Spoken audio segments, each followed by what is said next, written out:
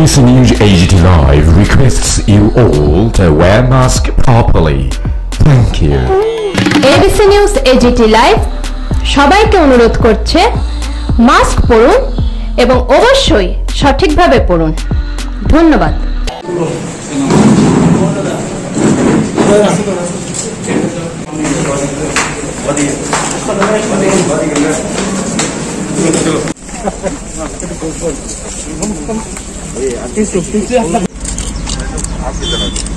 Sir थोड़ा सा पीछे हो जाए, सब आ जाए।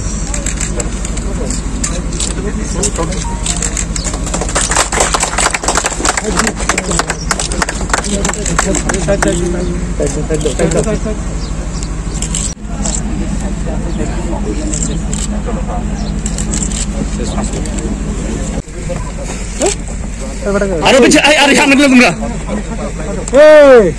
इम्पोर्टेंट चीज़ है कि कोरोना के टाइम हमें ये नहीं किसी भी पहले प्रशासन के बारे में कुछ बोलना भी नहीं चाहिए, ठीक भी नहीं है।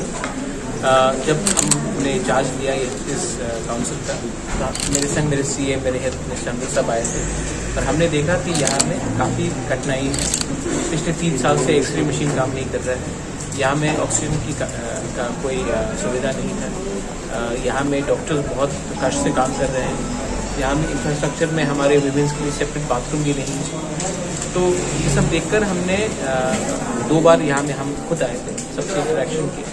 उसके बाद हमने एक प्रपोजल स्टेट गवर्नमेंट को दिया कि आप पूरे त्रिपुरा में ऑक्सीजन प्लांट्स लगा रहे हैं। कुमुलुंग में ये एक हॉस्पिटल है जिसमें एरिया सब है, बिल्डिंग्स हैं, लेकिन हमने मेंटेन नहीं किया है और हमने इसमें कोई पेशेंट्स के लिए कुछ प्रोवाइड नहीं किया। तो हमने ये दरख्वास्त स्वयं हम और हमारे सीएम हमारे हेल्थ ये मिनिस्ट्री हम लोग जाकर सीएम से मिले और हमने उनको दरख्वास्त किया और स्टेट गवर्नमेंट ने रिस्पॉन्ड किया। मैं नहीं बिलीव करता हूँ कि मुझे नेगेटिव राजनीति करनी चाहिए कोरोना के टाइम में। अगर हम कंस्ट्रक्टिव काम कर सकते हैं लोगों के हित के लिए तो मैं ज़रूर करूँगा। आने वाले दिन में यहाँ में और भी बहुत चीज़ हमको बनाना है। सब प्रेशर अगरतला में नहीं होना चाहिए, कोई भी मरीज़ बीमार हो उनको हमेशा अगरतला जाने का दरकार नहीं होना चाहिए। हमें अपने ही एरिया में उनको भी एक रिलीफ का एक मौका देना चाहिए। और मुझे लगता है कि अगर हमने इससे काम किया तो हेल्थ केयर एक बहुत इम्पोर्टेंट इशू है और हम इसको मिलकर ठीक कर सकते हैं। Thank you. সেখানে বড় মাত্রা শিক্ষকরা উইলিংলি এসে ওয়ার রুমে কাজ করছে। আমি তার জন্য শিক্ষা দপ্তরের মন্ত্রীকে ধন্যবাদ জানাবো যে এই ধরনের কাজ অত্যন্ত প্রশংসনীয়। বিভিন্ন ক্লাবগুলো ত্রিপুরার আমরা আমাদের এখানে ক্লাব কালচার রয়েছে, বিভিন্ন সোসাইটি রয়েছে, ওনারাও কাজ করছেন এই কোভিডকে মোকাবেলা করার জন্য। আর তার সঙ্গে সঙ্গে ত্রিপুরা সরকার সারা রাজ্যে 7 লাখ পরিবার, আমাদের কাছে টোটাল যে পরিবার ত্রিপুরাতে আছে 9,29,000-এর কাছাকাছি, 7 লাখ পরিবারকে একসঙ্গে রেশনিংয়ের ব্যবস্থা করে দেওয়া আর ফিজিক্যালি রেশন পৌঁছে দেওয়া এই ত্রিপুরা রাজ্যের ইতিহাসে প্রথমবার। এবং শুধু সেটা নয়, তার সঙ্গে সঙ্গে তাদের অ্যাকাউন্টে ডিবিডির মাধ্যমে ডাইরেক্ট ট্রান্সফার হবে 1,000 টাকা করে ক্যাশ ট্রান্সফার।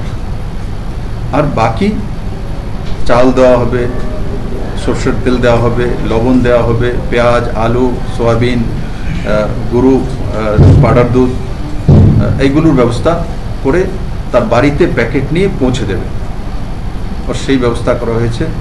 আমি আশা করি তাতে আমাদের যারা নিডি পিপল রয়েছেন, শুধু বিপিএল অন্তোদয় বা প্রায়োরিটি হাউস হোল্ড তেমন না, নিডি এপিএল এর মধ্যে যারা গরিব রয়েছেন এমন অনেক ত্রিপুরাতে রয়েছে, তাদেরও এই তার মাধ্যমে খাওয়া দাওয়ার ব্যবস্থা এবং তাদের অ্যাকাউন্টেও 1,000 টাকা করে যাবে।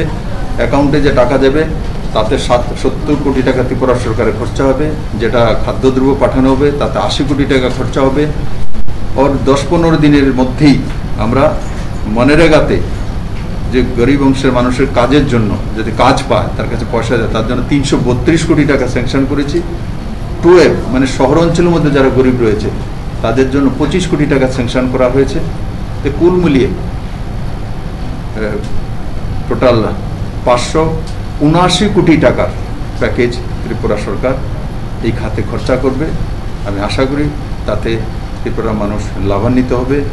এবং আজকে যেখানে খুমলুঙে আমি উপস্থিত হয়েছি, এই হসপিটালের যে জরাজীর্ণ পরিস্থিতি সেটাকে মোকাবেলা করার জন্য আমি আশা করি পূর্ণচন্দ্র জমাতিয়ার যে সিএমএল ওনার কার্যক্ষমতার মাধ্যমে, এবং এখানে অনেক সদস্য এমন রয়েছেন যেনারা কোনো সময় বিধায়ক, অনিমেষবাবু বিধায়ক রয়েছেন এক সময়, আর জগদীশবাবু ও রয়েছেন, আর তার সঙ্গে সঙ্গে লম্বা পলিটিক্যাল এক্সপিরিয়েন্স রয়েছে।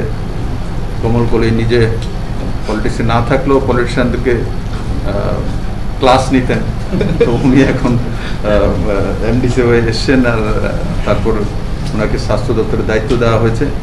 এখন উনি যে ইন্টারভিউ আমাকে নিয়েছিলেন সেই ইন্টারভিউটি আমি ওনার কাছ থেকে নেব, তার জন্য 28 কোটি টাকা চেয়েছে, 30 কোটি টাকা দিয়েছি। কারণ আমাকে যত প্রশ্ন করেছে এই প্রশ্নটি এখন আমি জিজ্ঞাসা করবো কেন হয়নি, কেন হচ্ছে না। তো আমি আশা করি সেটা কমলকলি করতে সক্ষম হবে। আর মহারাজা প্রদ্যোৎ কিশোর মানিককে আমি ধন্যবাদ জানাই যে আপনার পজিটিভিটি আর পজিটিভ থিঙ্কিং নিশ্চিত এডিসির জন্য এক নতুন সওগাত নিয়ে আসবে। আমি আবারও আপনাদের সবাইকে অনেক অনেক ধন্যবাদ জানাই। আর আমার বিশ্বাস আপনারা জনজাতির উন্নয়নে এবং ত্রিপুরার সর্বোপরি ডেভেলপমেন্টে সবাই মিলে কাজ করব।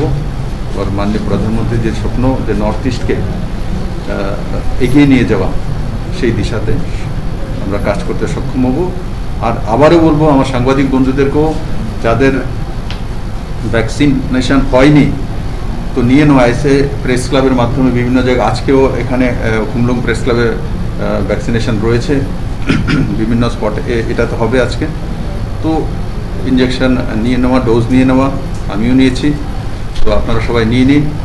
আর এইভাবে যেভাবে আমার এখন ফটো তুলছেন বা ইন্টারভিউ নিচ্ছেন, তো একটু দূর বজায় রাখা, আমাকে বলবেন, আমি তো ডিস্টেন্স, দেখুন আমার সঙ্গে ডিস্টেন্স রয়েছে, কিন্তু আপনারাও ডিস্টেন্স মেনটেন করে থাকা দরকার হলে, আমি বুঝি যে প্রয়োজনীয়, এখন আমি বলবো তো সবাই তো চায় বাইকটা নেওয়ার জন্য, তো কিভাবে বাইকটা শেয়ার করা যেতে পারে, ঠিক আছে না? যেমন অফিসে আমরা কি করেছি যে প্রথমে 50% আসবে, অফিস তো চলছে 50% দিয়ে, 7 দিন এই 50%, 7 দিন, তারপরে 30%। এখন যে এসেন্সিয়াল সার্ভিস সেগুলো রেখেছি, বাকিগুলো বন্ধ করে দিয়েছি।